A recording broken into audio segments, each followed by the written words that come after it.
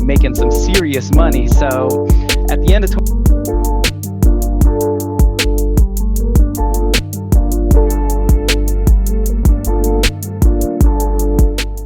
All right, guys, welcome back to another episode of The Young Startup. Today, we have a good older friend, and we've stayed in touch with each other because we've always chosen to inspire each other with our ambition and our vision that we've had within the entrepreneurial world. His name is Nima Attar. We have an interesting story. I remember seeing you at the currency place. I think your dad owns a currency business when we were going to Thailand. So this is back in 2017, which, is almost 5 years ago now. But you were one to approach us about business and chat about business. And we started to network. We started to meet up and things along those lines. And the relationship has been great ever since. So without further ado, if you want to take some time to introduce yourself, Nima, that'd be much appreciated. Share a little bit about your story, what you're doing right now and things along those lines. And we'll kind of go from there. Yeah, for sure. I mean, I think you guys are 97, right? 1997. Yep. Okay, yeah. So I'm 94. So as Eric mentioned, I'm 3 years older than them. And I remember that day when you guys came to the currency exchange and we're going to Thailand. At the time, I think you guys were working in the recruiting industry. Yeah, I was working on my dad's currency exchange business, and I was doing network marketing on the side. And that's before I go into it, one of the things that I honestly think every young person, if they don't know what they should do, they should 100% get into some sort of network marketing opportunity. Now, that's not to get rich, but because getting into that environment forces you to learn some of the key skill sets to be a successful entrepreneur, whatever you do.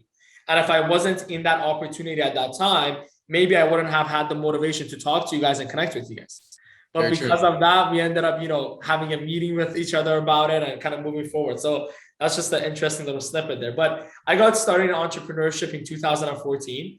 And how it happened was, growing up, I wanted to be a professional soccer player. And although I worked very hard, I realized at the age of 18 that I wasn't at the level that I needed to be to really make it at the higher level that I was going for. So I kind of sat and I was in this area of my life where I was like, I don't know what I want to do. I didn't know if I wanted to go into, sports psychology, into something to do with sports. I didn't know if I wanted to go into, honestly, just like many young people, I'm just confused. And, being Persian, your parents always try to push you to school. The mentality is, even if you want to be like a garbage man, you go get a PhD in garbage and become the most educated garbage man in the world, even if it makes no difference in your income. So that's always the mentality. So my parents were pushing me to go to school. So I went to university for 1 year at Cap U. And I just took psychology because I thought it was an interesting topic. And I was bored out of my mind in every class. Wasn't for me. So after 1 year of that, I'm still kind of, looking around. I'm like, look, I feel like I'm wasting my time because I have no goal attached to this education. I'm just going to go. And honestly, I wasn't fulfilled. So one day I was working out at the gym.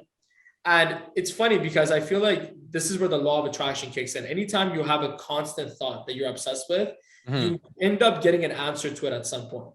So leading up to this point, I kept thinking to myself, what should I do? What's out there for me? What can I do to be successful? And I've always been the type of person who's happiest when they're growing. So if I don't have something to chase, I'm not in a good place mentally, right? So growing up, it was soccer. After soccer, I started working out really heavily. And then at some point when I got to, my workout goals, I kind of got to a point where I was, okay, what next? So I was working out at the gym one day, and this guy came and put his headphones in my ear. And he was 3 years older than me, 2 or 3 years older than me. It's very similar, age gap between us as well. And he was listening to an audiobook. I kid you not, I did not know audiobooks existed at this point. And I didn't. And I was like, why would they make us read when we could have just listened to the books? So the book that he had was How to Win Friends and Influence People. And it was the only book I had read up to that point in my life because I thought it was an interesting topic. And I guess I wanted more friends. So I thought this book might help. So he's like, hey, you should listen to audiobooks while you're working out. Now, this guy, from our last conversation, I think he's making something like $8 million a year right now. So he's a very successful individual himself now. But back then, he was just kind of getting started in this area. So I asked him to send me a couple of these, audiobooks that he was listening to. And he sent me a couple from from YouTube. And I was listening to one called Psychology of Selling by Brian Tracey. And I would listen to these in the background while I was playing like FIFA or whatever, because I was getting so good at the video game that I was getting bored. So I'm like, I need something in the background to kind of entertain me while I'm playing. So I'm listening to this audiobook, and the guy goes, 60% of entrepreneurs that are millionaires either never went to school or dropped out. So I'm listening to this and I'm like, wow, that's a really interesting thing. Because again, I was so like far away from business or anything other than soccer. I had no idea anything about anything. So it was the first time that I'm hearing that you could actually start your own business and be successful at it without a business degree. Even though my dad was a very successful entrepreneur, I guess it never came to my mind to ask him about, whether you need a business degree or not. And, again, them wanting to push me to education, they probably would have told me that I should go to business school anyways. So now here I'm hearing one guy say, okay, you don't need to go to formal education to be successful, and you don't need a business degree to start your own business. And the reason I was avoiding taking business courses was because I hated math.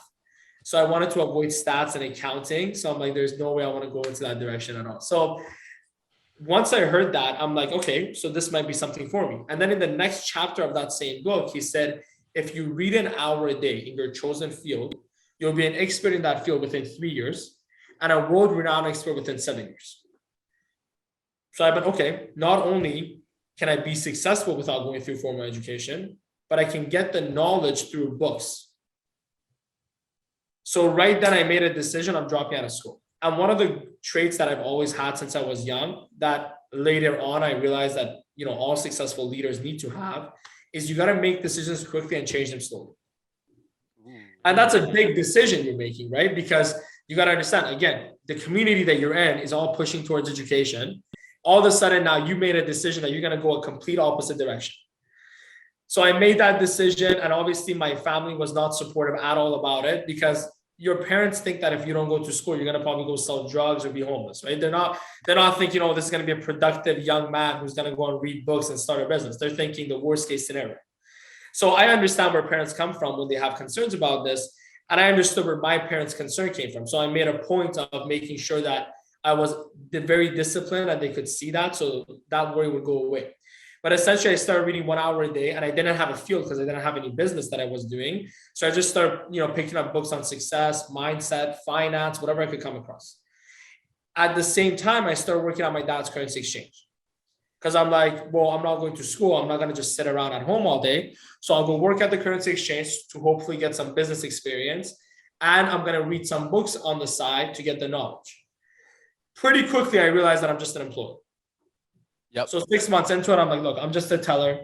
I'm not actually getting any business experience here, because obviously no one is going to trust a 19-year-old with any business, responsibility, especially not their dad who's upset at them for not continuing school. So again, back to talking about, whenever you kind of ask for something, you end up receiving it. Me and my friend, who was also kind of in the same mindset, were at the gym, and I was telling him, like, man, I need to find an opportunity where I can actually practice all these skills that I'm reading about in these books. Because I feel like I'm just reading this stuff, but there's no point to it because I have nowhere to apply it. Like, I'm reading about sales, but I'm not selling anything. Mm-hmm. So 2 weeks later, my dad goes, hey, I have a friend of mine who told me that, they have a business that they're expanding. If you want, go talk to him. Maybe it's a field that you'd be interested in. So I go and talk to this guy, and his office was like in the middle of a parking lot in Burnaby, like wasn't the most lucrative. Like, there was no sign of like financial success where I went, right? And the guy that I was talking to, he was, an older gentleman around in his, early 50s. And he had been in the business for a long time, like 12, 13 years. And, he was doing well for himself, but he wasn't doing so well for like, a young person to be inspired by in that sense. So he's telling me about, how great the business is and how much money you could make. And as he's telling me this, that didn't really excite me that much, because I don't know. I was like, I thought, it's more of a sales pitch. I didn't think it was like a actual thing that could happen. But as he's telling me about it, he mentioned this other young individual in that business that was doing really well, making a lot of money at a young age. And what he said to me really stood out. He said, if you want to achieve that kind of success, it's very challenging and you got to work very hard. And that's actually what got me in. Because I was looking for a challenge, right? Mm-hmm. I was looking for a business that could challenge me so I could learn the skills that I needed to learn to be a successful entrepreneur. So I thought, look, if I can get involved in this field and have any sort of success, not even make millions, but just have like the most minor level of success, I'll have to learn sales. I'll have to learn, how to influence people. I'll have to learn networking. I'll have to learn management. So I'm like, worst case scenario, I'll learn all these skills and I'll learn about finance because it was in the financial industry.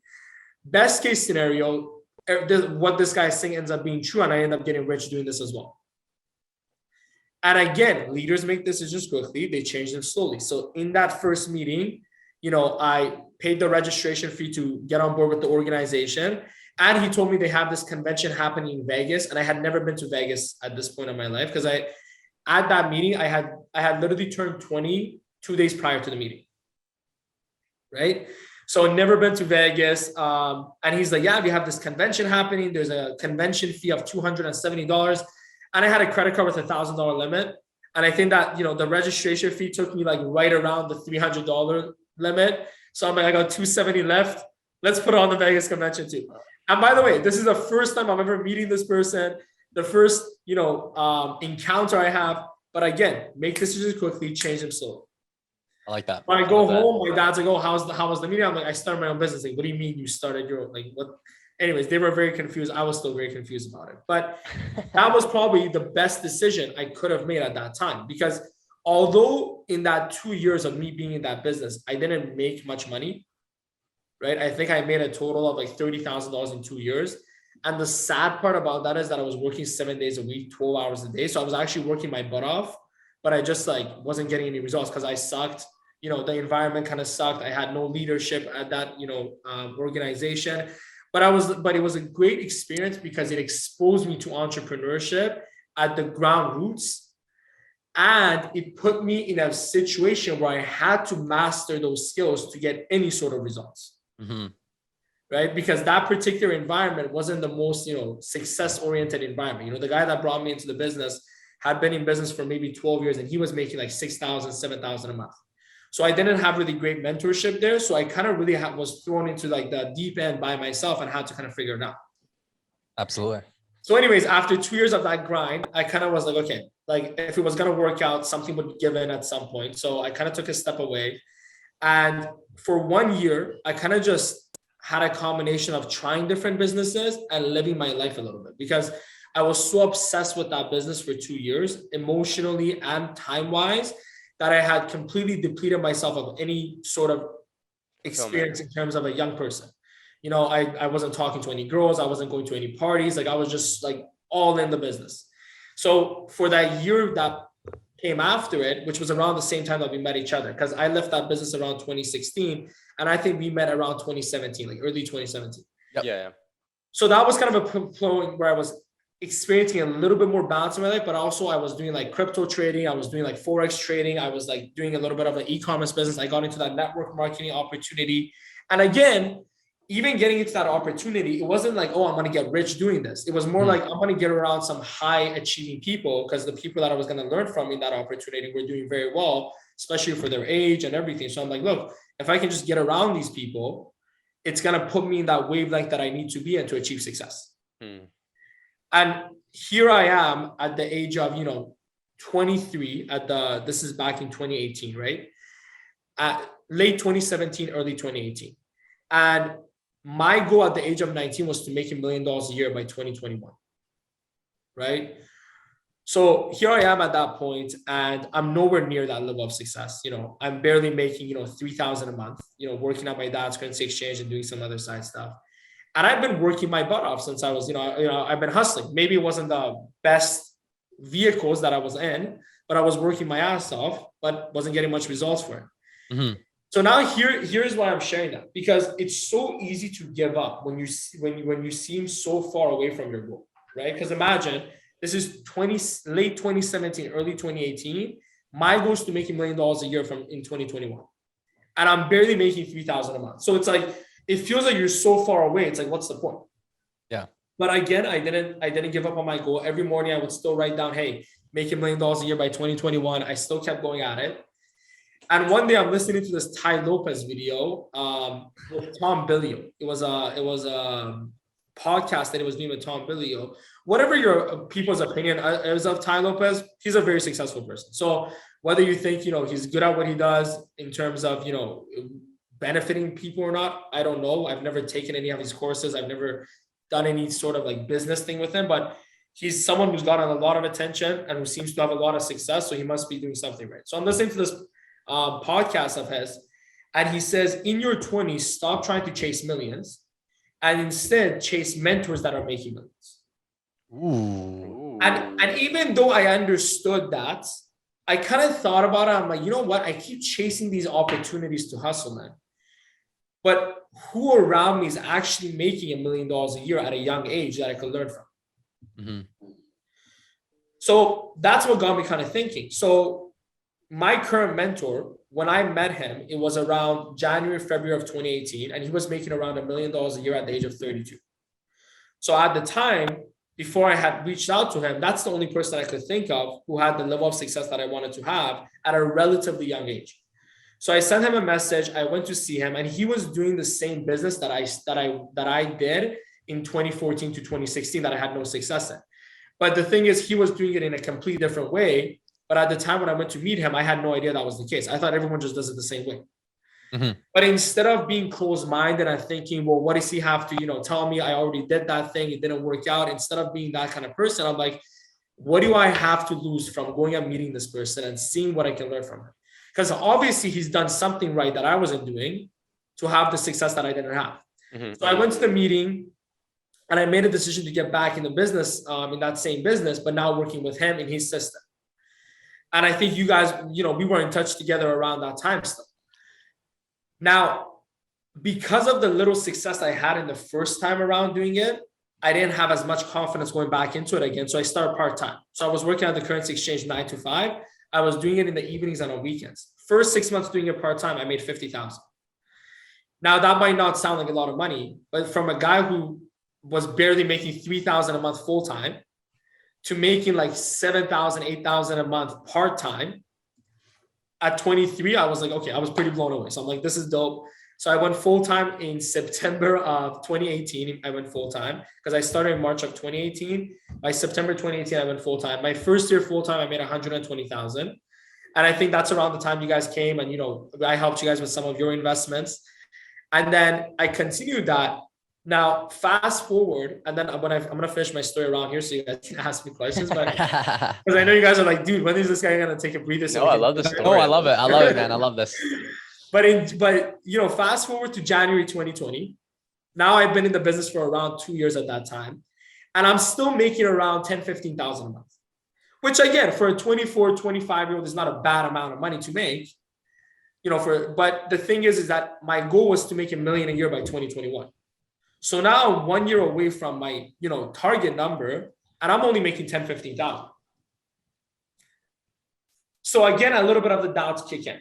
I'm starting to think, okay, maybe I'm not in the right business. Maybe I need to do something different. Maybe I need to extend my goal for a couple of years. Maybe it was unrealistic. But then something kind of like clicked into my mind. And here's what it was. So at the time, like I said, I was making maybe $15,000 a month doing the business. And at that point, I just had a thought. And I said to myself, if somebody were to put a gun to my head and tell me that if I don't make $60,000, they're going to shoot me, would I die? I actually asked that question of myself, right? Because I'm a believer that if you can do one, you can do 10. That's my belief, is if you can do one, you can do 10. So I thought if somebody came to my house with a gun and said, look, we're going to kill you if you don't make $60,000, $70,000 next month, would I actually die? Or would I find a way to do it? Because sometimes what happens is when you're a hustler, mm-hmm. you have this ability to make yourself busy and pretend like you're being productive, whether the results justify it or not. So I was working 10, 12 hours a day at the time, and I thought I'm doing everything that I could. But I wasn't getting the results that I wanted to get. So I asked myself that question, and all of a sudden some answers started coming to my head. Okay, maybe I will do this different. Maybe I will do this different. And then a sense of urgency kicked in. And you guys have known me for a while. I've always had a sense of urgency. I never really stopped working, but a sense of urgency kicked in that was a little bit different. And I kind of made a decision right there. Instead of extending my goal, I'm just going to go at a different level. And I'm going to play the game as if my life depends on it every day. And you guys have had this too, I'm sure, where like you're just so focused and so excited, where you just go through walls and it's just you're so present in the moment, and it's like everything works for you, not because you're getting lucky, but because you're just so in it. And then you've had times where you work the same amount of time, done the same sort of activities, the exact same, but you're just like, as you're doing the activity, you're thinking about other stuff, you're a little bit distracted, you're a little bit complacent, you know, we've all had those. So I just went all in. Long story short, in 2021, I made around $1 million, right? From my business, I made around 750. And then from some of the other things that I was doing and other, you know, investments that I had, I think I made around $1 million. So I ended up hitting that goal, and I was 10 times away from it a year before. Crazy. Okay. Damn. So the difference wasn't me becoming 10 times better. It was me just showing up a whole different person. Agreed. A lot of times people think you need time to change, and that's the biggest reason why people never change. It's because they think you need time. You don't need time to change. Right now, you can change everything about yourself in a moment. If you make a decision right now that you're going to be disciplined and you're going to show up to the gym every day starting tomorrow, and you're going to do everything you're going to do, then you changed. 100%. Giving yourself a bullshit excuse that, oh, well, it's okay that I missed it, you know, one day, I'm changing. That's BS. I don't believe in changing. I believe in change. So you either change or you don't change. There is no changing. Ooh, I love that. That's powerful, man. But anyways, that's my story. So I'll give you guys a chance to, you know, ask me some questions, because I know we're going to have a little bit of a conversation more than anything. Yeah. No, I resonate a lot with that story. I resonate with the fact that, you know, going through post-secondary education and realizing that it really wasn't for us. We still went through it. We did complete it. But as soon as we entered the corporate world, we realized that it wasn't for us. The things that you learn in school are not as tangible in regards to where you can potentially go and the vision that we had. What really stood out to me within your story, especially when you were first getting into business, was, you know, when I got into business, or when a lot of people get into business, or even a sales role where you can make a crap load of money, they focus on the financials. How much can you make? But you didn't focus on that. You focused on, what can I learn? What kind of challenge can I put into my mind? I'm curious, where did that come from? You know, you said that you just started reading books. Where did that come from? Where did it stem from? Honestly, I think it comes from, it's a two-part thing. One is the information that I was probably receiving from reading these books and listening to these audiobooks, because they all express how important it is to challenge yourself, how important it is to get out of your comfort zone, how important it is to, you know, actually apply what you learn. You see, here's the thing. The problem with formal education is there's usually no application as you're going through it. The problem with reading books, because we all know people who read books and they have nothing to show for it. You read books for the the sake problem of with reading reading books is the same problem. You're just taking information, but you're not applying it. I know people who are more successful than anything we can even imagine, and they don't even read.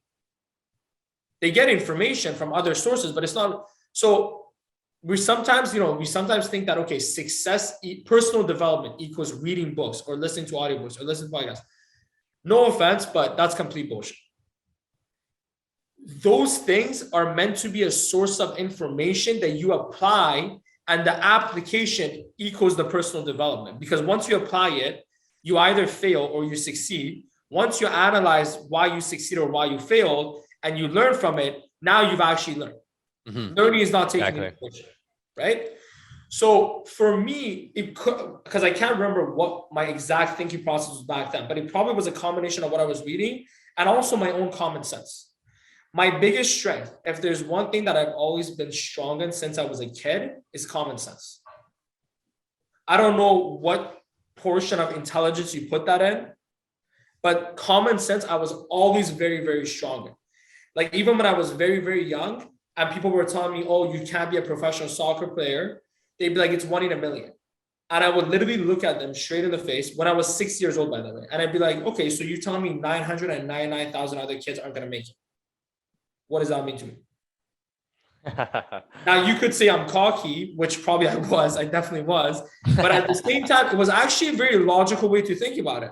100%. Look, just because it's 1 in a million doesn't mean I can't be that one. Exactly. So you're saying it's 1 in a million. I agree. But why can't I be the one? Why do I have to be the 999,000? Somebody has to be the one. So why not me? And I think that's a very common sense way of thinking about it, right? Mm-hmm. Or another thing was when I was, when people were kept pushing back, like, oh, no, go to school, don't do it. It's not going to happen. I would, you know what I said to myself? Like, look, as much as I love my parents, as much as I, love my friends and family members, one day these people may not be in my life for whatever reason. Mm-hmm, mm-hmm. I still got to wake up every morning and look myself in the mirror with the decision that I made. So if I'm going to fail, I rather fail with my own decision so I can blame me. And if I'm going to succeed, I rather do it on my own accord as well. Because the last thing I want is to resent my parents because they pushed me down a path that I didn't want to go down. 100%. And I was okay living that life as long as it was my life. Because I'm like, I got one shot at this. My parents got a shot at their life. My friends are getting a shot at their life. This is my shot. So I'm not going to let you live your life through me. I'm going to live my life. You do you. And again, that's another way of common sense of looking at it. Same thing when I was getting into business. There is a lot of, young people around my age at the time that had, wealthy parents, just like how my dad was doing really well and was wealthy, and, they had this, mentality of, we'll just get the business when our parents are done with it and then we'll take over. Again, I had a common sense idea. I'm like, if I get the business, I'm going to ruin that freaking business within 3 months because I have no experience in business. I don't know what the hell I'm doing. If I get passed down anything, I'm going to ruin that thing right away. So again, I had this common sense of if I'm going to do anything right, I got to learn first, because my dad went through certain experiences that made him the person that he is to have the success that he had. If I don't go through that same experience, I'm going to ruin everything he created.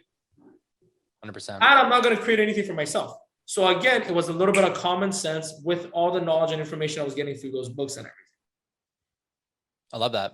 Yeah, I think experience is the biggest thing, 100%. But I love the fact that you chatted around, implementation of what you're learning and actually taking action on that. Because, funny enough, podcast just before this, we chatted around the compliance mindset. People do certain things to be successful because they were told you read 10 pages a day, every single day for the rest of your life, you will be successful. But that's not the case. It's what you do with that information, how you actually implement that and take it into your life.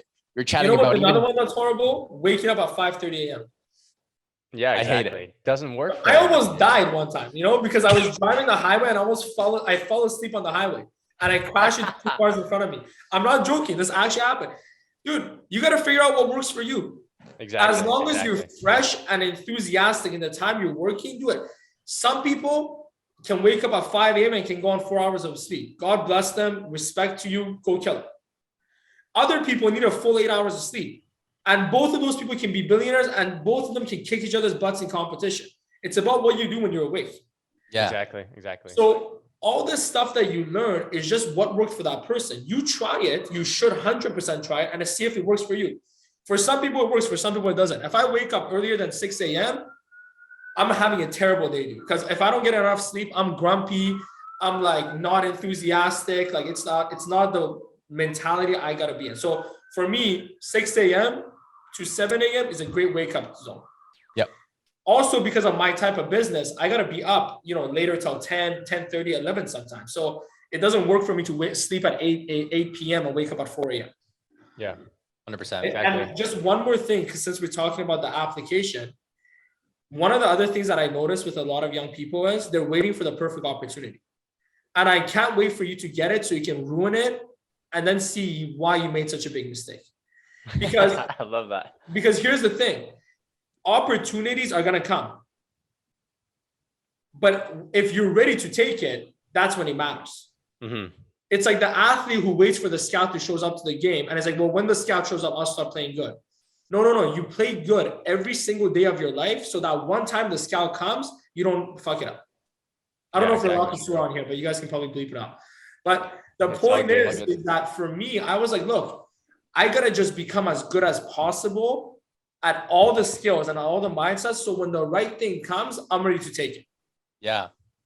I love that. That was another mentality that I had about it. Yeah, I love that, man. I think you know, you're speaking our language as well, because we were like that, man. I think we all kind of go through that phase where, or a lot of people who want to get into and be successful in business or successful in life, it's like, you know, people tell you go study this person and be that person. Go be Gary Vee because you work so freaking hard, clearly, and you got to just work. But like, it just doesn't work for everybody, man. Like, especially, and I think life goes in stages. When I worked corporate, it made sense for me to get up at 6 because I had to be at the office for 7:30. I wanted to go to the gym before that, but now it just, you know, that doesn't work for me, right? So being flexible, adapting to what your current life situation actually is. And yeah, application, just like Brian had mentioned, is so key, because not everything in that book is going to teach you everything you need to know. But I always say, and I always tell myself, and this is kind of a mindset shift that I had to go through, because I used to go and take notes of everything in the book that I learned, and then I'd go try to implement every single one of those things. And then I'd be like, fuck, this is just so much things.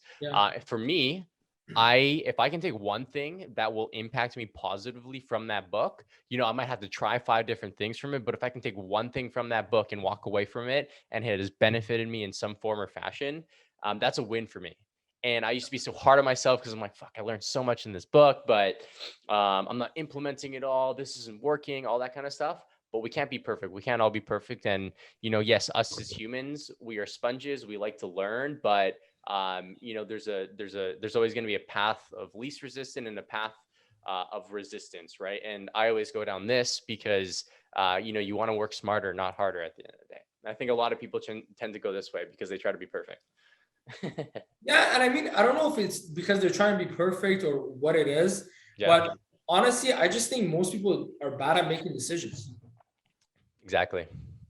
That's the biggest thing. Like, it's just like, and the reason is because they're always thinking about, I honestly think it's because they haven't learned a good strategy for decision making. So here's my strategy for decision making: worst case scenario, best case scenario, and I can make the decision right away. I love it. So anything I look at, I just look at what is the worst case scenario and what is the best case scenario. So I'll use your guys' business as an example, because you guys are teaching people about Amazon and everything, right? Yep. So I don't know how much your guys' course and everything is, and we don't need to go into that. But if you guys were offering me that, and I was in a position where I was looking for a business to get involved in, I wasn't sure what I'm doing. I'll look at it this way: worst case scenario, I'm going to spend X amount of money. I'm going to learn from some top people who are killing it in their field. I'm going to work what they teach me, and I'm going to learn a lot from that experience. And I'm going to walk away with them. That's the worst thing that could happen. I lose a little bit of money potentially, but in essence, I'm investing in my own learning. I'm networking with some people that are killing it in their field. I'm learning about an industry and a business that is only going to be growing in the future. And I walk away with that. Best case scenario, I get rich. So when you have that worst case and best case scenario right there, why wouldn't you do it? Literally. That's such a... Do you get what I'm trying to say? But you know 100%. what people do? Here's what people do. I need to think about it. And you know what I need to think about it means? It means going in the shower and worrying about all the things that could go wrong and talking yourself out of a good decision. That's why I never think about anything. I know within 10 minutes of hearing something whether I'm going to do it or not. Whether it's buying $1 million property or starting a $100 business. I know within 10 minutes if I'm going to do it or not. And I don't waste my time or anyone else's time. Here's another reason. The more decisions you have in the queue, the harder it is to make decisions. 100%. So you go to 100 meetings and you tell everyone you're going to think about it. Now you got 100 things in queue and you're going to make no decisions and you're going to ruin all of them. Yeah. Paralysis by analysis. So it's just that I just think people are just too afraid of making a mistake. And I'm like, for God's sake, just go make all the mistakes so you can realize it doesn't matter. Yeah. Exactly. Absolutely. You just, like, you know, you mentioned it before as well. You know, you got to do something. You either learn from it, like something bad happens, you learn from it, and you learn that you do not need to do this again, or something good comes from it. You take that, you hone into it, and it's now part of your routine or whoever you want to become. So that's the way that I've always looked at life as well. It's like, you know, there's no bad. It's either you learn positively or you learn of what not to do. So now there are some things that I would say are bad. And here's what's bad. When you get that message in the DM, oh, give me $10,000 and I'll give you 40% return a month in my Forex thing, right? You know why I don't reply to those? Because it's not going to teach me anything. If I'm giving some guy money, he's either going to scam me Or is it there, like if anyone can get 40% a month, there would be no Warren Buffett. Warren Buffett would So true. Warren Buffett would take $250 billion and give it to that guy and retire. 100%. Very true.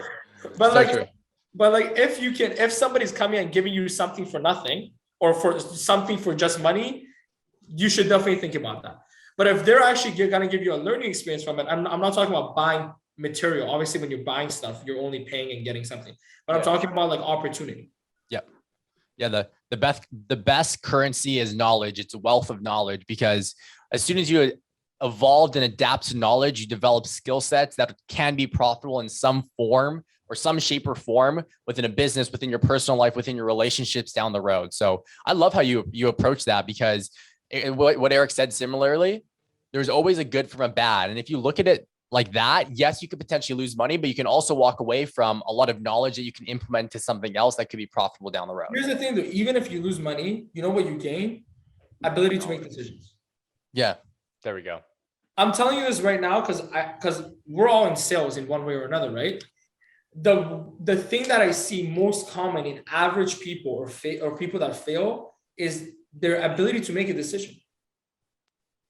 For sure. Like I'll tell someone, I'll be like, hey, like there's this financial, course. We do it every Saturday. You're going to learn advanced financial knowledge from some top professionals. There's a one-time fee of $150 to register. And once you register, you can come to all the classes for the rest of your life as often as you like. Okay. So think about that for a second. So the thing that the person is going to do is they're going to give $150 to attend seminars every Saturday on their own time in a Zoom webinar to learn financial knowledge. Why the heck would someone say no to that? But believe it or not, I have people who say no to that all the time. And I ask them, like, why? And they can't give me, I don't have time. You don't have time for an hour. So you have time to work 80 hours a week to make money. You don't have an hour a week to learn about what to do with that money. So it makes no sense to me. Logically, it makes no sense to me sometimes why people make the decisions they do. But it all comes from a point of playing defense. Yeah. Right? Like, oh, what if I pay the $150 and lose it? And it's not, worth something. People are so scared of the worst case scenario always. Right? And So that's not even a lot of money. and since we're talking to young people, yeah, in my opinion, from the age of 20 to 50, you should only play offense. You could start playing defense at the age of 50 and up. But if you're making defensive decisions in your 20s, I'm sorry to tell you, dude, like you're never gonna make it. You can't make it playing defensive in your 20s. That's ridiculous. That's like if someone going and putting all their money in a GIC when they're 20 years old for 40 years. So true. This is the time to make mistakes and learn. Absolutely. Yeah. I'm looking back at like before Amazon, we put $10,000 into our Amazon business when we first started, and that was our first investment. But we Amazon and didn't take action because of the defense. We kept creating these stories and these mind that didn't allow us to take action. But as soon as we made that single investment, our life changed forever, not only within the Amazon aspect of things, but our ability to invest into ourselves in order to gain a more wealth of knowledge, in order to develop our skill set and things along those lines. And now we throw money. I don't even want to say throw. We invest money like crazy in order to learn things faster, to develop knowledge faster, which will allow us to. Let me ask you a question, because I'm curious to know. What were the stories you guys were telling yourself? How did you convince yourself that it's not a good idea? The stories that we were telling ourselves was, we're doing so well within our corporate jobs. Why would we put time and energy into a business when we're doing so well here? You're telling ourselves, hey, if we leave that job, we're not going to have a salary. If we lose this investment, then we're going to have a bad taste in our mouth about entrepreneurship. All these little things that pushed us away 100%. But we saw the complete other spectrum as soon as we committed 100%. Now, you guys probably found a great way to, talk yourself into it, even though you had those thoughts. Yeah. I'll share with you guys because, a big part of what I do in my business is mentor people and, teach them how to become entrepreneurs, right? Yep. So I'll tell you guys how I have a systematic way of helping someone break down those barriers and make this good decision for themselves, right? I would ask you guys, if you were like, let's say in that position, I would ask you guys this very simple question. Where do you want to be 5 years from now in terms of your lifestyle, right? Mm-hmm. And knowing you guys, you would probably want to live a pretty solid lifestyle. Yeah, exactly. Now, how much would you say that lifestyle would have cost? At that time, I would say like 15 grand a month minimum. Okay. Now, how much were you making When we were working corporate. Yeah. We were leaving after taxes? after taxes. I was taking home like 9 grand a month around there. So you were about 7 grand away from the number that you wanted to achieve. Yeah. And if you made 15 grand a month, you would have been happy making that for the rest of your life at the time? Not for the rest of my life, but for At the time. at the time. How much money would you say you would want to make that you would have been happy with? Would you say it would be like 40,000 a month? Minimum. And how old would you want to be when you start making that kind of money? 25. The age I was, as soon as possible. Yeah, but like not when you're 40, essentially. Yeah, Okay. exactly. That's too far. Then the next question I would ask is, can you make that kind of money doing what you're doing by the time you're, let's say, 28? And I think your guys' answer to that would be no. I'm sure you guys, people are making good money in recruiting, but probably not within that short of a time span. It takes a lot longer. Mhm, Right? mhm. Then the next question I would ask is, could you make that kind of money doing Amazon in that time period? Yes. 100%. Okay. Could you also lose all your 10,000 and make no money and not be successful? Absolutely. Yes. Okay. When would be the best time to take that shot on whether you're going to make it or not? In your early 20s or in your early 30s when you have a family? Early 20s. Early 20s. That's it. So now you know what decision to take. Damn. That's Damn. good. That's a good flow. See, the quality of your life is determined by the quality of questions you ask yourself. I love that. Because it's very difficult to make the decision you guys made being in the position you are, especially when you're comparing yourself to your other friends who at the time were probably making much less money and weren't having as much success. Exactly. But then when you start asking those questions, then the answer almost becomes so obvious that you cannot make it. Unless you make a decision to give up on those dreams and just be what you are forever. Yeah, man. Damn. But you know, most people, they don't ask those questions because they're afraid of the answer. That's why they don't do it. They don't ask those questions because they're afraid of the answer they're going to get. Mhm. Because what that answer will tell them that they have to leave their comfort zone immediately and take a big risk to themselves to potentially make it. And they might not even make it. Mhm. But here, what would happen if you guys didn't make it? Couldn't you get back your job? Yeah, Most likely, when yeah. we quit, our boss left the door open completely. But I had people to fall back onto as well. Like, I wasn't worried about not getting work, in all honesty. So there you go. So it's not like the world would have ended. Same with the kid who's like, oh, I don't know if I should leave school and do business full time. Well, could you go back to school if it doesn't work out? Yep. 100%. But here's the question. Can you always take that kind of risk? Because I'll argue with you when you have 2 kids. Now, none of us have kids. But if you have 2 kids at home and you have a wife and you have 3 mortgages, it's a little bit harder to make that decision. So Yeah, if you're going to that's pull the freaking trigger on that thing, you might as well do it now, not wait until later. So true. So freaking true. And I appreciate you sharing that because like I said, that. our audience is very much so specifically for this podcast, we're really trying to impact the younger demographic. And, you know, people just need to hear that at a young age. And, you know, I don't think I tell myself that enough, but I've done that. You know what I mean? So it's good for me to hear that from you for sure. Yeah. And I'll share something with you guys. You know, like my mentor, he invited me to go on a trip with him this month, right? And the trip, because, you know, this guy's making 3 million a year, so he's not going to go on a cheap trip. So the trip would have cost me around $25,000, $30,000. Now, I'm making really good money, but even then, you know, the way we think, it's always like, hey, invest your money, you know, save it, you know, build your wealth. So spending $30K on a trip, and I'm not much of a traveler, like I'm not a big traveler, was definitely a bit out of my comfort zone. Yep. Like spending that much for like a 1 week trip was definitely out of my comfort zone. But again, I did the same process. I'm like, hey, my goal. So this is another thing that I actually learned from my mentor. He says, do what you would at the end in the beginning. So I thought about it. I'm like, look, my goal is to have a $500 million net worth. If I have a $500 million net worth, do I care about a $30,000 trip? Hell no. No. So if I'm going to get to that level, I got to start thinking like that person now. And I looked at my finances. I'm like, look, like I definitely like, this is an easy thing for me to afford. It's an easy thing for me to spend money on. Worst case scenario, I'm going to overpay a little bit for a trip that I could have maybe done for a lot cheaper, but I'm going to be around some high level players, associating with them for that duration of time. I'm going to have a really good time, and I'm going to expand my belief system into thinking. And literally, he told me in the morning of that day, by the night, I was paying for the trip. Love it. Quick Make decisions. decisions quick. Again, quick decision making, because I'm like, I'm either gonna pay for it today or I'm not going at all. So I'm making a decision today. I'm not putting this in the queue. I don't have the capacity to have stuff in the queue right now, right? So again, same thing, but I made the decision the same way. I love that, man. That's awesome, man. Where did you go? Just so we know. We haven't gone yet, but we're going to Mexico. But it's like this crazy resort. It's like, it's gonna be insane. Yeah. I love it, man. Hopefully it'll work out, but I'm sure it will. So we'll see.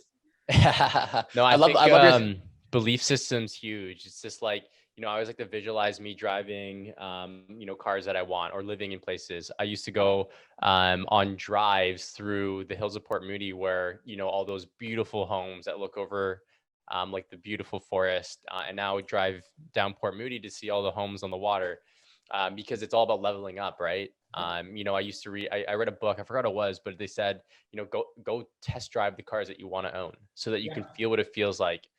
Because then you're putting yourself in a state of mind where it's like, okay, I got to get it now. What does it feel like? And then you get into that feeling and you're like, oh, I don't want to not feel that. So your body naturally just goes for it. So, yeah. And I honestly believe you get in life what you tolerate. Yep. So if you don't put yourself in a position where what you tolerate doesn't level up, you won't level up to achieve. Yeah, 100%. And that could be for everyone different. It might be material, it might be levels of success, it might be whatever it is, but that's a big thing. So doing that stuff increases that tolerance level. Yep. Exactly. Right? Because sometimes it's easy to convince yourself that, for example, just as an example, the Toyota Camry is a good enough car. Why would I need something better? But then once you start, getting in that Bentley a couple times, and then going back to the Toyota Camry, you're kind of like, okay, maybe I kind of want the Bentley instead, right? Yeah. And again, that's just an example. It could be anything. It could be winning, right?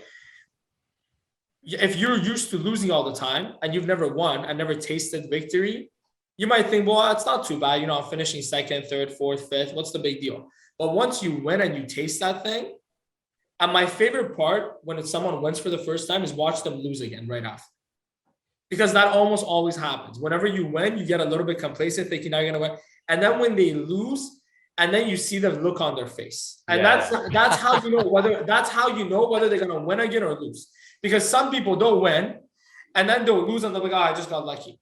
And then other people will win and they'll be like, wow, this is nice. I like the recognition. I like the respect.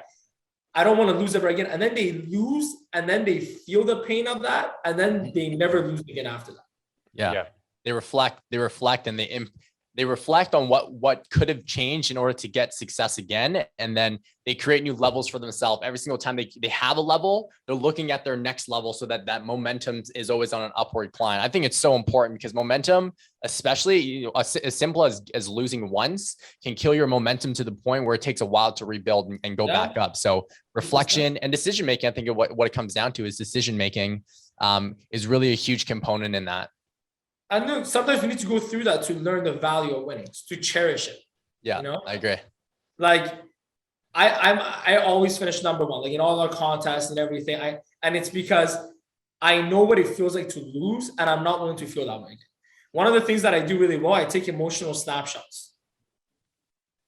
So here's what I mean by that. When you lose, the worst thing you could do is dwell on the loss for longer than 10 minutes, right?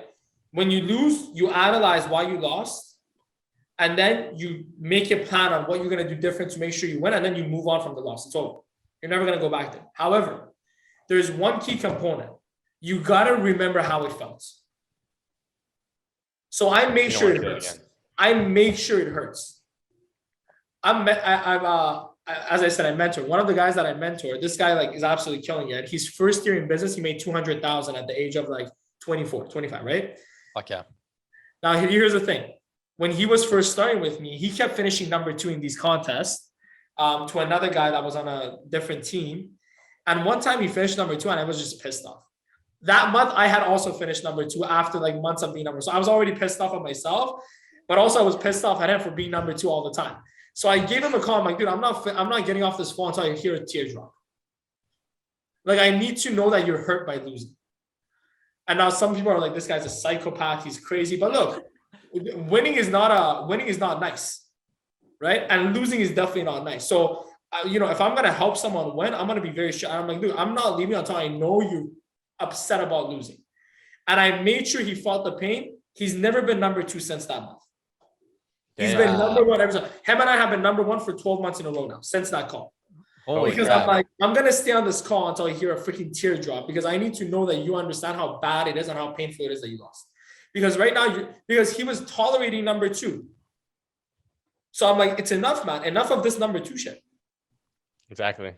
If you're not first, you're last. Leadership right there. So taking emotional snapshots, that's what I mean by that, right? And when you win, take emotional snapshot of that. But honestly, that's what I believe all great leaders do, right? Is they make people understand how important it is to achieve the goal. 100%. And that's where the urgency comes in and everything, right? 100%. I love that. It gave me goosebumps to think about that and create emotional snapshots. But even more so, I feel like I don't reflect enough in my pain and my failure. And I definitely learn from them 100%, but I don't think I could look back at that snapshot right now and feel that pain anymore. So that's a good tip for myself that I'd love to implement 100%. And you know what? It becomes a tool. Yeah, absolutely. Exactly. Because that day where you're not on, you just think about it for a second. Exactly. And you just put yourself in that. Sometimes as kids, we do this, right? Have you guys ever like had that thing where like when you're a kid, you think about how horrible it would be if your parents died and how sad you would be and all that? Have you guys ever had that kind of like imagination happen? It happens, right? Yeah. I think there's a psychology thing behind it. But essentially, when you go into that thought, you almost feel like crying as you're having that thought in that moment, even though, your parents are like literally like driving the car or right in front of you. And just having that thought puts you in such a bad emotional state. You feel all the negative emotions from it. Mm-hmm. That's why I think being emotional is actually a positive thing. See, emotional control doesn't mean not having emotions. It means having control over your emotions. But your emotions are your greatest tool.